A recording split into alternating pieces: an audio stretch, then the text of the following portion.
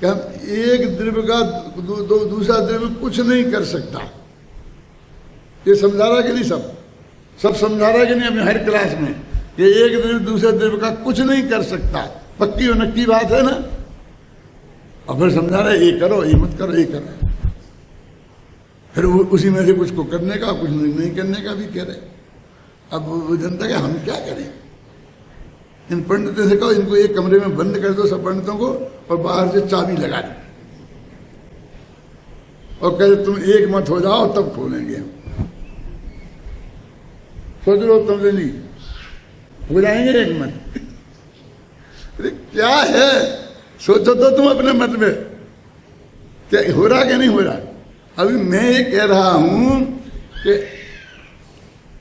हमने क्रमबद्ध पदाय की किताब में, सब में, पूज्य गुरुदेव श्री के वचनों में भी कि एक एक समय, केवल ज्ञान तो सबको जानता, एक एक समय के क्षयोपशम ज्ञान में एक एक जीव का, हसन भाई, किस समय आप किसको जानेंगे ये अनंत काल पहले से नक्की है।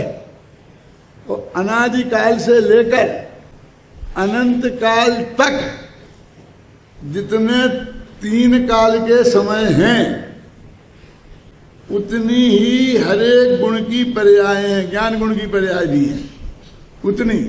और प्रत्येक ज्ञान गुण की पर्याय वो 3 काल के समय की, किसे समय का कौन गे बनेगा वो अनादि अनंत नक्की है। किसी ने नक्की किया नहीं है, किसी को करना नहीं है। खंजलाल जी समझ में आया कुछ? उसका क्या मतलब है कि मुझे ये नहीं जानना और ये जानना, इसकी बात ही नहीं रह गई। वो तो किसको जानना वो तो नक्की है, और तुझे उसको ही जानना पड़ेगा क्या? तू जानेगा। ये पढ़ेगा वाली भाषा तो हमको बीच में मिसगाइड करती है। ऐसा लगता है कि कोई हम नहीं पढ़ेगा, नहीं तो कोई डंडा मार के कराएगा। क्या कहा मैंने, सुना आपने? ये है जैन धर्म। कहीं नहीं मिलेगा सुनने को। आप सारे जयपुर में चले जाओ तो सोया अखबार में आता कितने कितने प्रवचन आए, सब प्रवचनों में सुन के आना। कहीं भी मिल जाए पूरे चौमासे में एक जगह भी। क्या कहता हूं फिर सुनना, प्रत्येक जीव का, प्रत्येक ज्ञान की पर्याय वो कब क्या जानेगी, किसको जानेगी, ये अनादि से पहले से ही नक्की है। तुझे उसमें कुछ नहीं करना है कि ये जान और ये मत जान। अब पर को मत जान और स्वा को जान। तू इसका निषेध कर रहा है। अब इस समय हमारी ज्ञान की पर्याय में पर को ही जानना उसका गे नक्की है, और तू कह रहा जान, तो तूने उस ज्ञान स्वभाव का निषेध किया ना। हमको ऐसे काम में लगाना चाहता है कि जो असंभव है।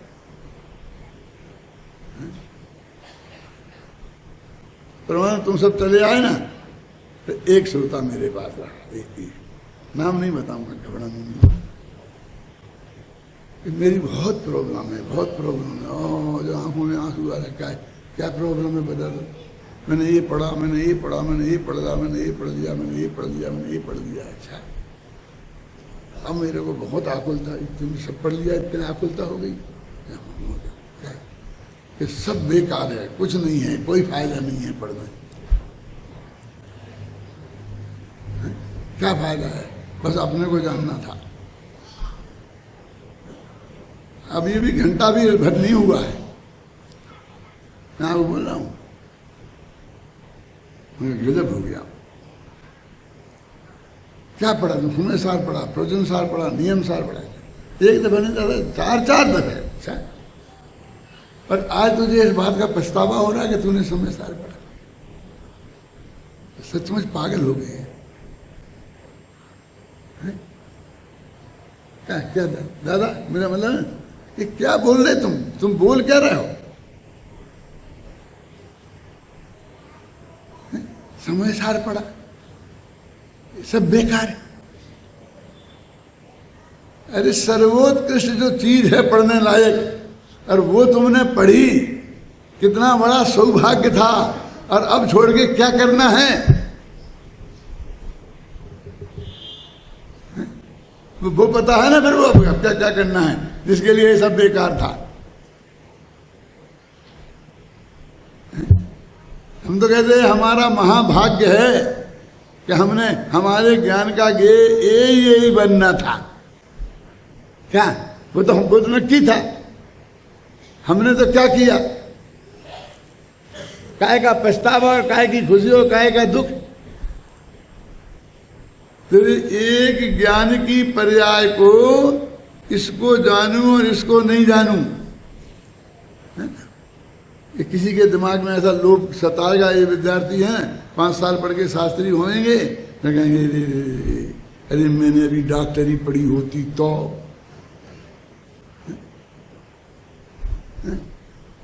तो न मालूम मैं कितनों को लूट लेता है?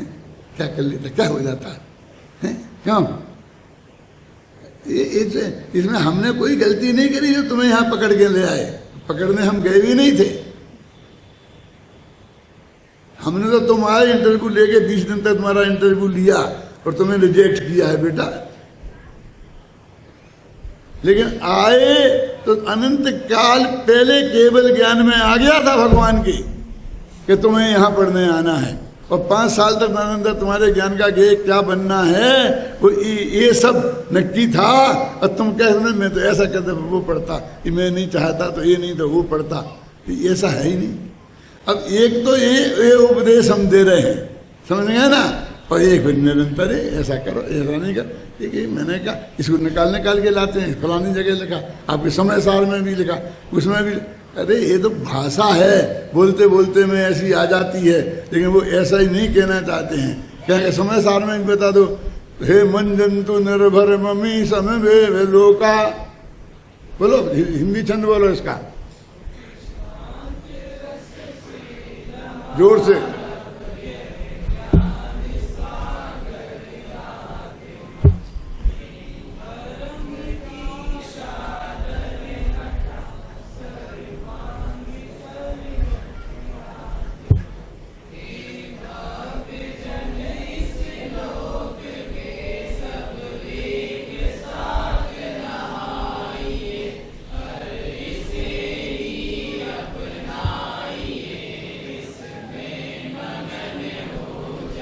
अब क्या करें, तुम नहीं लिखी, अन्ना जी पास हो गए।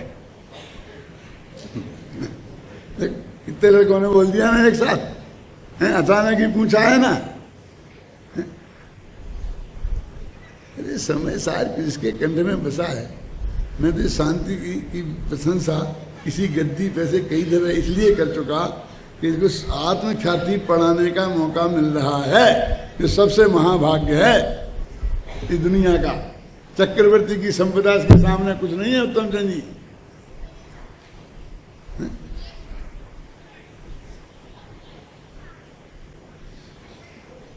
अब इन दोनों के भेद को हमें समझना पड़ेगा कि नहीं, उस तत्व ज्ञान को। और ये जो कर्तृत्व का, तो क्या करें फिर, क्या करें, इनको कैसे रोकें इस विकल्पों को। अरे इन विकल्पों को भी रोकने की जरूरत नहीं है। यदि इन विकल्पों को रोकने की बात करते हैं तो फिर वही हो गया हमने कि उस जो जगत की परिणति सहज है उसे हम स्वीकार नहीं कर रहे, फिर वही फिर गे बदलना चाहते हैं। हम तो ये कह रहे हैं कि तुम्हारा गे नकटी है और तुम्हें बदलना ही नहीं है, बदल सकते ही नहीं हो, तुम्हें क्या स्वीकार हुआ ये, क्यों कि इसके लिए हम नहीं करेंगे, नहीं कर, तुम्हारे हाथ में है क्या जो तुम करोगे वो नहीं करोगे। मैं इसके लिए वो उदाहरण देता हूँ इन महिलाओं का। एक नई बहू अभी आई है शादी होके, अभी 1 बरस भी नहीं हुआ है, अब उसके देवर की शादी होनी है ना। अब वो लोग आगे पूछते हैं, उससे कहते हैं तुम्हारा देवर भी शादी लायक है, तो ये हमारे नहीं अभी हमारा 2 साल शादी करने का विचार नहीं है देवर का। ऐसे बोलती है जैसे सब कुछ इसके हाथ में ही हो, जबकि उसके हाथ में कुछ नहीं है। आप समझे ना। अरे वो तो बहुत दूर की बात है, वो माँ बाप के हाथ में भी कुछ नहीं है, माँ बाप सोच रहे हमें 3 साल अभी नहीं करना है शादी, और वो दूसरे ही दिन एक लड़की को लेके आ जाए, क्या आशीर्वाद दो, मैं शादी अदालत में करके आ गया। क्या करें, क्या क्या है? तेरे हाथ में कुछ नहीं, लेकिन ऐसी बोलती है जैसे जोधा अकबर बोल रही हो, संपदा की हो सबसे बड़ी। हमें नहीं करना, हमें करना। तू करना और नहीं करने वाली होती कौन है? ये निर्णय करने वाला तेरे हाथ में है। ऐसे ही हम सब उन मामलों में, जिन मामलों में रंज मात्र भी हमारी कभी कुछ चलने वाली नहीं है, चलती नहीं है, ऐसे ही बोला करते हैं और प्रति समय फैल हुआ करते हैं। ऐसी बात करता है, कहते अब मैं आप नहीं जानूंगी तो बदल दूंगा, मैं ऐसा कर दूंगा। अरे तू बदल नहीं सकता, हम ये समझा रहे, तेरी समझ में आई कहाँ रहा है? क्यों? तो क्या करें फिर? तो आन दो ऐसे विकल्प।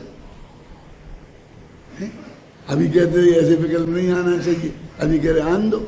अरे भूमिका के अनुसार विकल्प आएंगे ही, उन्हें भी दुनिया की कोई ताकत रोक नहीं सकती है। तो हम क्या करें? मर जाएं? मरते क्यों हो? जिंदा रहो ना, सहज ज्ञाता दृष्टा रहो, जान लो कि मुझे ऐसा विकल्प आ गया, इसमें क्या है? मेरे को ऐसा विकल्प आ गया, जान लो।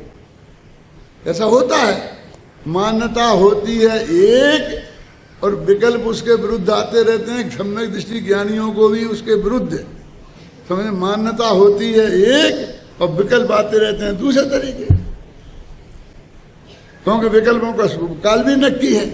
वो जानने का काल नक्की है, जैसे एक एक क्षण का एक एक विकल्प कब कैसा आएगा वो भी नक्की है। क्यों? राजेंद्र जी, आप अपने प्रवचन में बीच बीच में भजन बहुत अच्छे सेट करते हो। क्या सेट करते हैं? अरे ये सेट है अनादि से, ये पहले ही। क्या अभी मैं पूछता हूँ, 2500 वर्ष पहले भगवान महावीर के संवत्सरण में कोई पूछता कि राजेंद्र जी इस वक्त यहाँ इतना प्रवचन करेंगे, तो उसमें बीच में कोई भजन बोलेंगे कि नहीं, और बोलेंगे तो कौन बोलेंगे और कितने मिनट बाद है? तो महावीर बता सकते थे कि नहीं? बोला मैं आप सबसे पूछता हूँ, अपने ज्ञान में उत्तर दो।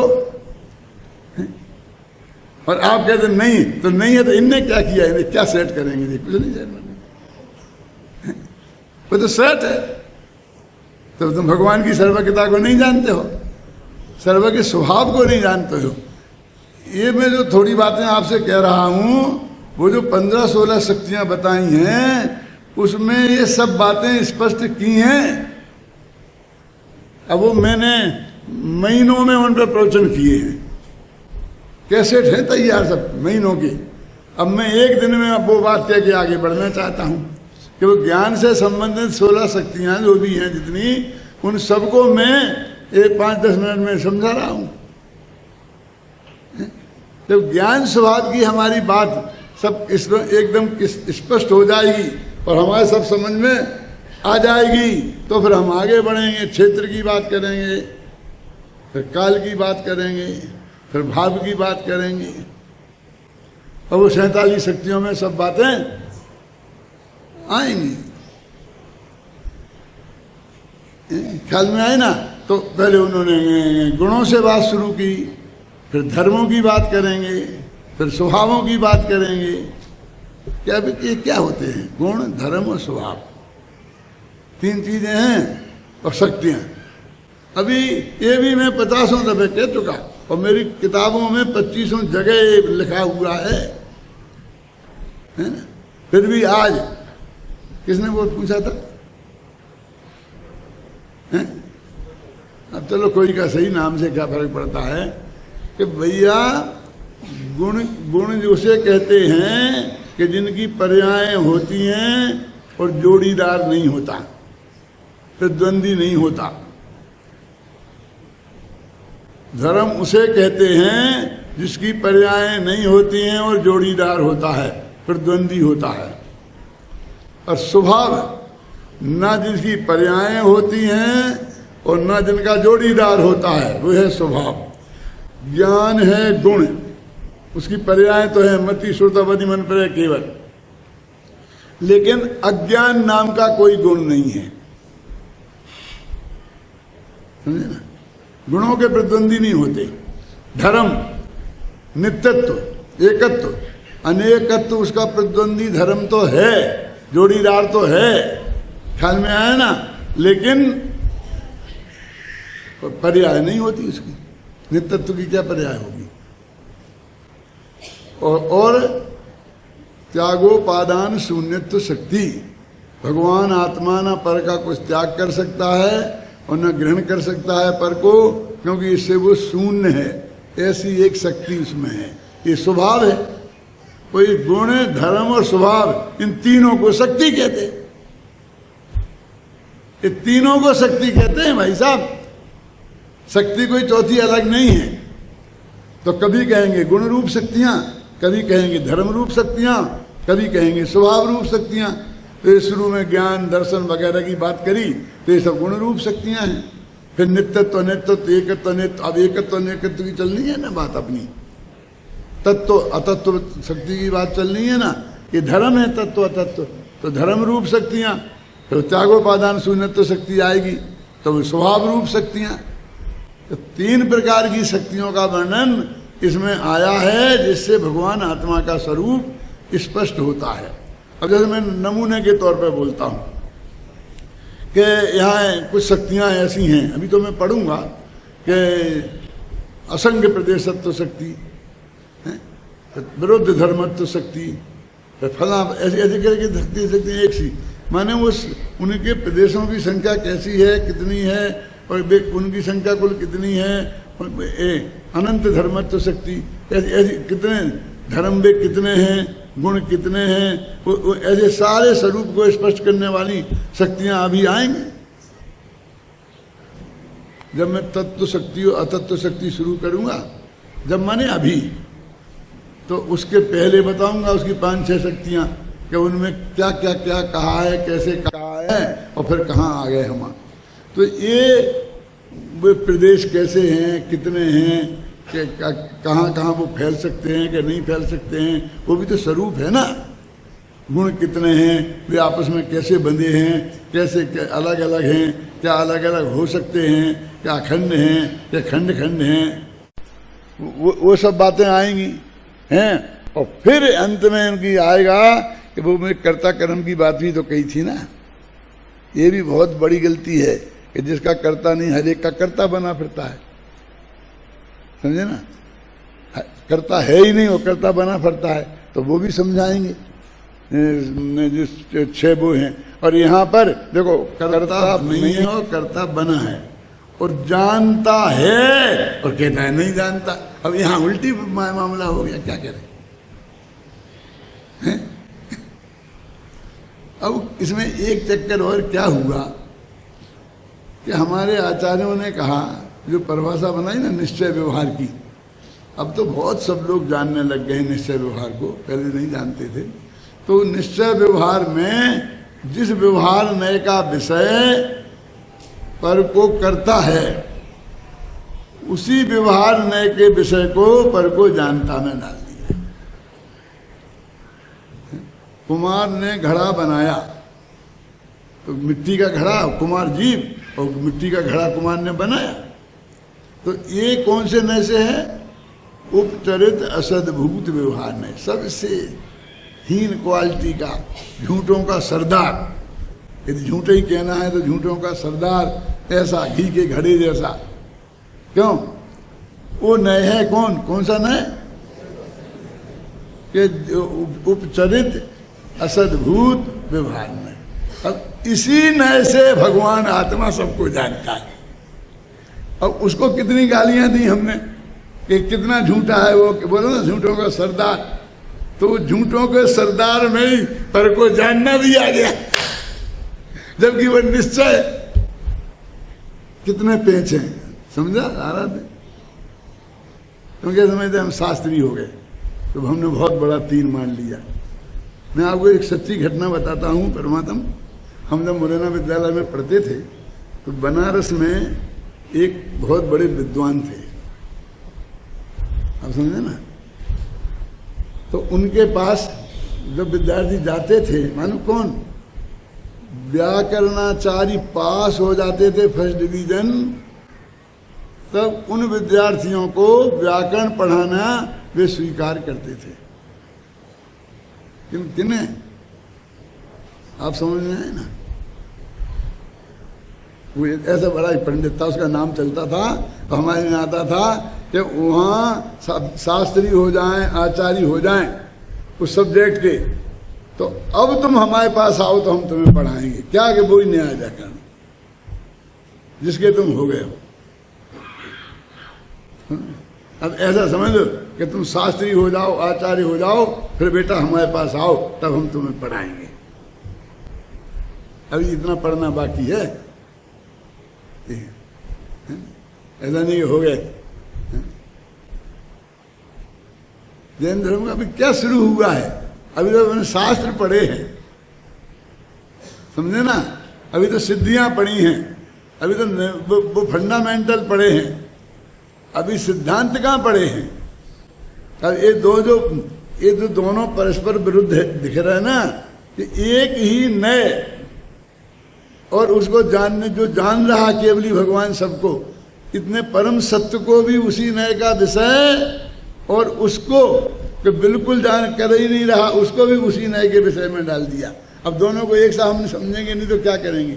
अब वो एक साथ इतनी सी लाइन कह दी कि यहाँ व्यवहार कहने का हेतु तन्मय होके जानना नहीं जानना है, बस कहता हूँ। अभी तन्मय हो गया, तन्मय का अर्थ कौन बताए? अब तन्मय का अर्थ नहीं जानते। ये शक्ति आ रही ना, अभी तत्व शक्ति अतत्व शक्ति, यही तन्मय वाली है। अब तन्मय का एक ही अर्थ हम जानते, मन लगाकर कहते ना, वो तो पढ़ने में ऐसा तन्मय हो गया कि उसे कुछ दिखता ही नहीं है। बोलते कि नहीं बोलते? तो उपयोग की एकाग्रता, अब ये अर्थ है ही नहीं यहाँ। अब ठोके जा रहे तन्मय हो गए, तन्मय हो गए। अरे तन्मय हो के माने तन्मय में तत्मय, मैं उस रूप हूं ऐसा मान कर जानना, उसका नाम है निश्चय। और ये मैं उस रूप नहीं हूं, इसका नाम है अतन्मय होके जानना। तो वो जो परद्रव्य को जानते हैं, केवली चाहे हम, ये जानते हैं कि ये रूमाल मेरा नहीं है, और फिर हम जान ले भाई इसका नाम अतन्मय होके जानना है। ये रूमाल मैं नहीं हूं बस, और रूमाल मैं हूं ऐसा होके जानना, उसका नाम है तन्मय होके जानना। उपयोग की एकाग्रता से खूब मन लगाओ, तुम उपयोग एकाग्र करो, और चाहे नहीं करो, उससे कोई मतलब नहीं है। उसका हेतु तो सिर्फ मात्र इतना है। अब इतने से हेतु को पकड़कर उसको उस नए में डाल दिया। अब फिर वहीं कह दिया नहीं वो अनुपचार सद्भूत नए से भी पर को जानता है। फिर क्योंकि वो नजदीक बता दिया, फिर ऐसे भी कह दिया। ये कहाँ कहाँ कितने कितने कैसे कैसे प्रयोग हैं, ख्याल में आई ना? आपको कल्पना के बाहर हैं। प्रवचन सार में एक प्रयोग ऐसा है जो पूरे आगम में आज तक कहीं नहीं मिलता है, प्रवचन सार में है 189 गाथा की टीका में, कि जहाँ शुद्ध निश्चय नए से भगवान आत्मा रागता करता है, ये लिखा है। बोलो क्या करें?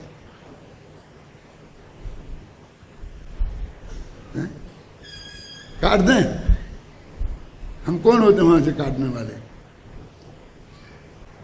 हम तो आपको अपेक्षा ही बतानी पड़ेगी कि वहां किस अपेक्षा से लिखा है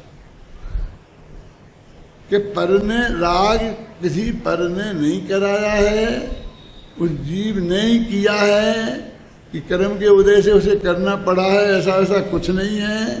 किसी ने डंडा मार मार के नहीं कराया है, वही उसका पूरी तरह जिम्मेवार है, और उसका फल भी वही भोगेगा। बस इस बात को बताने के लिए उनने वहाँ पर इस नए का प्रयोग किया है। तो एक जगह के प्रयोग से थोड़ी हम पूरी नए की पद्धति को बदल देंगे। आखिर हमारी जो नए की पद्धति है, मूल में तो वही फंडामेंटल रखेंगे, पढ़ाएंगे, और बहुत से बहुत आए। बताओ क्या सही है?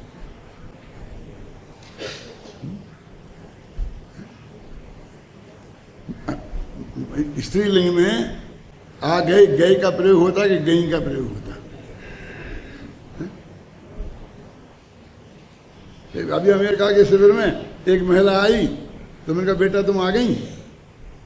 तो मैं आ गई कह रहे पंडित जी, मेरे से आ गई कह रहे। क्या कहना चाहिए बेटा? आ गए कहो।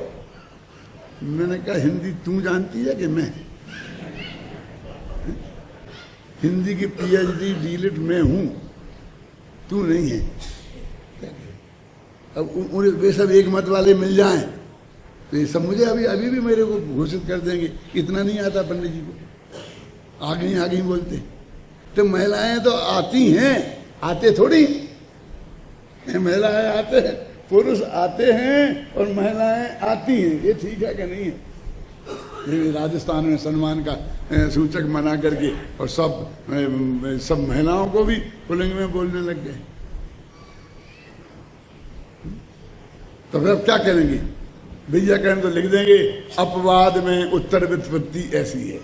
ये उत्तर व्युत्पत्ति क्या होती है कि उत्तर में कुछ लोग ऐसा बोलते हैं, ये दक्षिण व्युत्पत्ति है। क्योंकि दक्षिण में कुछ लोग ऐसा बोलते हैं, माने वे एक व्याकरण के नियम का उल्लंघन करते हैं, ऐसा है उसका अर्थ। लेकिन अब हम क्या करें, ज्यादा लोग बोलते हैं तो हमने लिख दिया इसमें कि एक ऐसा भी अर्थ है। देखा विकल्प से, तो विकल्प से क्या ऐसा है ना, राम से रामाय बन जाता है। तो यहाँ भी जाकर के जो शब्द ऐसे हैं कि उन शब्दों को भी वैसे ही प्रयोग करने लगते हैं, जबकि वो बन ही नहीं सकता। वहाँ वो बनना चाहिए दूसरे तरीके से। जो आत्मा क्या है बोलो? आत्मा पुल्लिंग है कि स्त्रीलिंग? आत्मा आ गई कि आत्मा आ गया? क्या है बोलो? अब यही बोलते हैं, मैं सुनता रहता हूँ। वहाँ स्त्रीलिंग भी बनाते रहते हैं आत्मा को, और पुल्लिंग भी बनाते रहते हैं। अब उसके रूप भी चला देते। अरे भाई साहब, तो आत्मा, अब जो बड़ा होता है ना उसको हम स्त्री समझते हैं, और छोटा हो जैसे राम पुल्लिंग और रमा स्त्रीलिंग होता है कि नहीं होता? तो ऐसा बना देते हैं फटा। आत्मा भी ऐसा ही है। अरे आत्मन शब्द है, वो हलंत है, वो अजंत नहीं है। ये हमारे विद्यार्थी समझ रहे होंगे कुछ, यदि कुछ समझते होंगे व्याकरण तो। क्यों आगे तो आया तो नहीं समझ में क्या है? तो पुल्लिंग शब्द है। अब हम वो पुल्लिंग में बोले तो लोग हंसते हैं कि पंडित जी को इतना भी नहीं आता। इतना अधिक स्त्रीलिंग में उसे बोलने लगते हैं। मेरी आत्मा नहीं मानी, मैंने ऐसा नहीं कहा। क्या करें? तो इस तरीके से बहुत से प्रयोग मिलेंगे, वो भी हमें समझने पड़ेंगे और उनको एक तरफ भी रखना पड़ेगा। अब लाला के प्रश्न हमारे सामने उठाओगे तो हम क्या करेंगे? यही तो बताएंगे कि एक प्रयोग ऐसा है लेकिन बहुत कम रेयर मिलता है, इसको तुम गौण रखो बस। एक कहेंगे तो नहीं हम घूमने का हमारी समझ में नहीं आया तो मरो, हम क्या करें? ये उत्तर तो उसका यही है और कुछ नहीं। अनंत भगवान भी यही देंगे और कोई दूसरा उत्तर उसका आ नहीं सकता है। तो ये सब चीज़ें अभी बहुत पढ़ना है।